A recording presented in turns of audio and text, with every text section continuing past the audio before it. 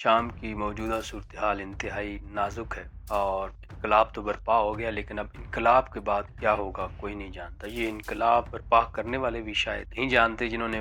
इस इनकलाब के लिए जो है जद्दोजहद की है, उनको भी मालूम नहीं कि अब क्या हो। आधी सदी से तकरीबन ज़ायद ही अरसा हो गया कि बशार अल असद का ख़ानदान जो है ना वो लगातार हुकूमत करता आ रहा है। पहले उनके वालिद साहब थे जिन्होंने 30 साल शायद हुकूमत की, फिर अभी 20-24 साल इनको हो गए थे बशार अल असद साहब को हुकूमत करते हुए। तो इन्होंने कोई ऐसे जो मज़ालिम हैं छोड़े नहीं हैं जो न किए होंगे, क्योंकि आपने वीडियोज़ में भी देखा होगा कि किस तरह लोग कैद से जो है वो रिहा हो रहे हैं और किस किस जगह पे उनको रखा गया है। अब देखें ना, मुसलमानों में वो सिस्टम तो रहा नहीं खिलाफत का, हर मुल्क अपना अपना दिफा कर रहा है, वहाँ के लोग खुद से लड़ रहे हैं। तुर्की को बड़ी तकलीफ हो गई क्योंकि तुर्की जो है वो कुर्दों को मामले मजबूरी वो इस जंग में तो शायद इनको सपोर्ट कर रहे थे बागियों को, क्योंकि वो बशार अल असद की हुकूमत को उल्टना चाहते थे। अस्सलाम वालेकुम दोस्तों, उम्मीद है आप सब खैर खैरियत से होंगे। अगर आप इस चैनल पे नए हैं तो पहले मेरी रिक्वेस्ट है कि आप इस चैनल को सब्सक्राइब कर लें। दोस्तों, आज की वीडियो में जैसा कि आपने थंबनेल पे देख लिया होगा कि हम शाम के बारे में गुफ्तगू करने जा रहे हैं। शाम की मौजूदा सूरत-ए-हाल इंतहाई नाजुक है और इनकलाब तो बर्पा हो गया, लेकिन अब इनकलाब के बाद क्या होगा कोई नहीं जानता। ये इनकलाब बर्पा करने वाले भी शायद नहीं जानते, जिन्होंने इस इनकलाब के लिए जो है जद्दोजहद की है, उनको भी मालूम नहीं कि अब क्या हो। तो काफ़ी वीडियोस देखी, अब काफ़ी पुरानी हो गई ये बात। आप कहेंगे कि अभी वीडियो बनाने का क्या मकसद है, ये तो बड़े हॉट टॉपिक था, तब वीडियो बनानी थी, तब मुझे सूझी थी कि मैं इस पे वीडियो बनाऊं, लेकिन मैंने कहा कि जल्दबाजी में ऐसे ही कोई साइड लेके बात करना, मतलब जल्दबाजी में जब व्यूज के लिए बंदा करता है तो उतनी रिसर्च भी नहीं होती, इतना पता नहीं होता गहराई से बातों का। अभी भी उस गहराई से तो नहीं, इसकी जो ज़ाहिर बात है, जो वहाँ पे सहाफ़ी हैं, जो वहाँ के लोग हैं मकामी, सही गहराई से तो ही बता सकते हैं, लेकिन हम यहाँ दूर से सोशल मीडिया के ज़रिए, मेन स्ट्रीम मीडिया के ज़रिए, मेन स्ट्रीम मीडिया तो खैर by name he main stream है, वो आप उसको तो छोड़ेंगे, लेकिन फिर भी आर्टिकल्स पढ़ के कुछ और जो मतलब थोड़ी बहुत समझ बंदा लेता है उसके हवाले से बात करता है। तो जैसा कि आपको पता है कि पिछली आधी सदी से तकरीबन ज़ायद ही अरसा हो गया कि बशार अल असद का ख़ानदान जो है ना वो लगातार हुकूमत करता आ रहा है। पहले उनके वालिद साहब थे जिन्होंने 30 साल शायद हुकूमत की, फिर अभी 20-24 साल इनको हो गए थे बशार अल असद साहब को हुकूमत करते हुए। तो इन्होंने कोई ऐसे जो मज़ालिम हैं छोड़े नहीं हैं जो न किए होंगे, क्योंकि आपने वीडियोज़ में भी देखा होगा कि किस तरह लोग कैद से जो है वो रिहा हो रहे हैं और किस किस जगह पे उनको रखा गया है, और कैद में उनको पूरी तरह उनको खुराक मुहैया नहीं की गई और बच्चों का ख्याल नहीं रखा गया। अब कुछ जो इंटरनेशनल मीडिया वो रिपोर्ट कर रहा है कि वहाँ पे कुछ जो है वो इस तरह के वाक़यात भी हुए हैं कि वहाँ पे औरतों के साथ जो है वो ज़्यादती की गई, रेप किया गया, जिसकी वजह से बच्चे पैदा हुए, वो भी जेल में उनके साथ रह रहे थे, जिनको बाजियाब करवाया गया है। और कुछ ऐसी जेल भी बताई गई अंडरग्राउंड जिन तक अभी तक पहुंचा नहीं जा सका था, फिर मजीद आगे उन्होंने वो भी ढूंढी और उनको भी निकाला काफ़ी लोगों को, और अभी शायद ऐसी जेलें हों जहाँ पे अभी तक भी वो ना पहुंचे और लोग भूख प्यास से मर गए हों। ये आने वाले दिनों में पता चलेगा। बहरहाल वो जो उनके मेन लीडर हैं जौलानी अल जौलानी, वो CNN को इंटरव्यू दे रहे हैं, BBC को इंटरव्यू दे रहे हैं। मगरब के मीडिया ने उनको एक समझ लें कि एक हीरो के तौर पे पेश किया, जिसकी वजह से काफ़ी लोग जो है ना वो शकूक व शुबहात में मुब्तला है। हमारे यहाँ भी कुछ लोग उनके बिल्कुल अगेंस्ट हैं, नास्बी, खारजी, पता नहीं क्या क्या कह रहे हैं, और वो एक मतलब ना जानिबदारी से काम ले रहे हैं। हमारे अंदर ये एक है कि हम मुसलमान से ज़्यादा ना ये फ़िरक़ों पे बिलीव करते हैं, तो जब भी कोई देखते हैं कि कोई मुखालिफ फ़िरके वाला है, चाहे वो सही कर रहा है गलत कर रहा है, ये बहुत दूर की बात है, हम फ़ौरन पहला फतवा लगाते हैं। कोई राफसी, कोई नास्बी, कोई खारजी, काफर, जो हमारे मुंह में आता है हम कह देते हैं, बात की गहराई तक नहीं पहुंचते और बताते हैं कि इसका पहले अलकायदा से ताल्लुक था और अभी ये कैसे अमेरिका को भाग गया कि इसको वो सारे पिछले गुनाह माफ़ हो गए और अभी अमेरिका इनकी क्यों साइड ले रहा है। तो दोस्तों, जब भी कहीं आप किसी जगह पे कोई जदोजहद कर रहे हैं, कोई जंग कर रहे हैं,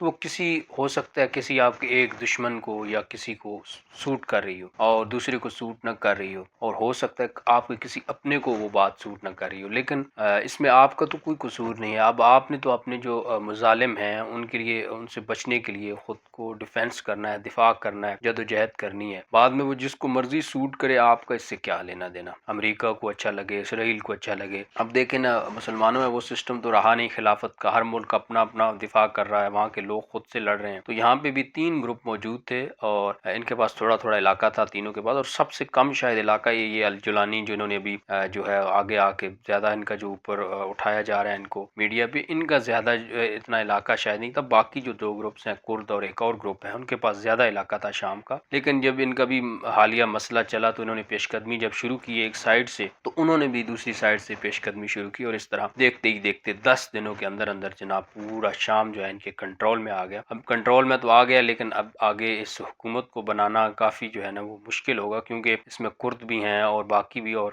کچھ میں نے انٹرنیشنلی اور دیگر لوگوں کی باتیں بھی سنی، تجزیے بھی سنے اور دیکھا بھی کہ جو کرد ہیں وہ شاید ان کو زیادہ سپورٹ حاصل ہے امریکہ کی اور اسرائیل کی. اس کی وجہ یہ ہے کہ ان کے ذریعے، کیونکہ ان کے پاس جو علاقہ تھا وہ سارا دیکھ کے وہ کوئی ملانا چاہتے ہیں کہیں آگے جا کے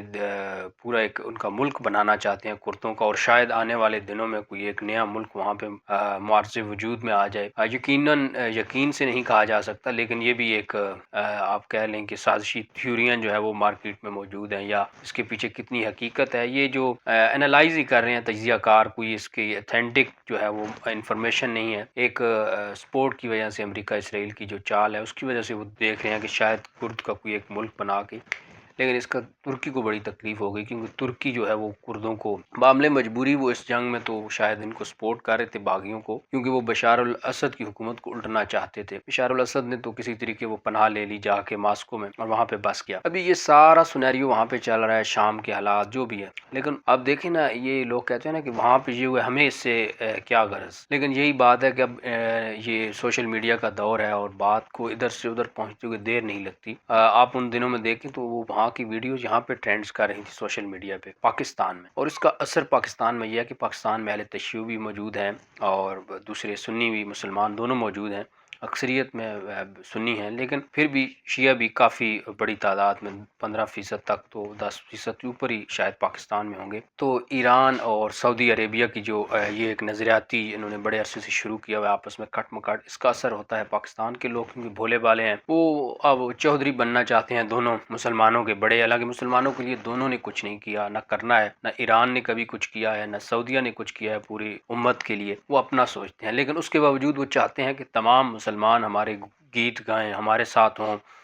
اور آپ سوچیں گے وہ اس سے کیا حاصل کرنا چاہتے ہیں اگر ساری دنیا کے مسلمان ان کے گن گائیں، ان کے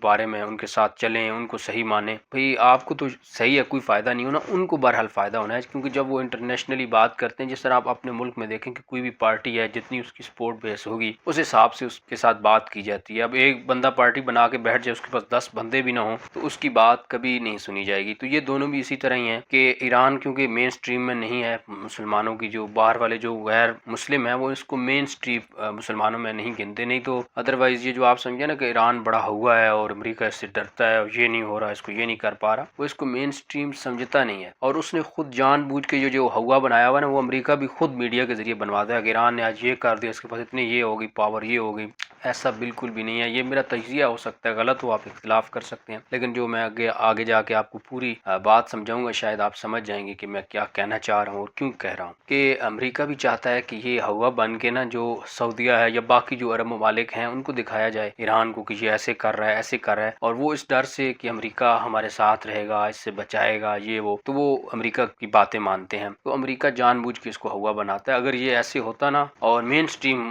مسلمانوں کو ریپرزینٹ کر رہا ہوتا تو اب تک یہ تیش نیس ہو چکا ہوتا. اور ایران اگر کوئی اللہ نہ کرے جنگ ہو، وہاں پہ مسلمان بھائی ہیں ہماری، تو یہ بالکل بھی خواہش نہیں ہوگی کہ ایران تباہ ہو. یا حالانکہ ایران تو سب ممالک جو بھی ہیں جو ان کے مسلک سے دوسرے مسلک کے مسلمان ہیں وہ چاہتے ہیں کہ دنیا سے مٹ جائیں یا وہ ہمارے مسلک میں آ جائیں. باقی کوئی ذریعہ نہیں ہے، کیونکہ جو ان کا قانون ہے ایران میں، بہرحال وہاں پہ غیر مسلک کو ان کے علاوہ جو ان کا مسلک ہے کسی دوسرے کو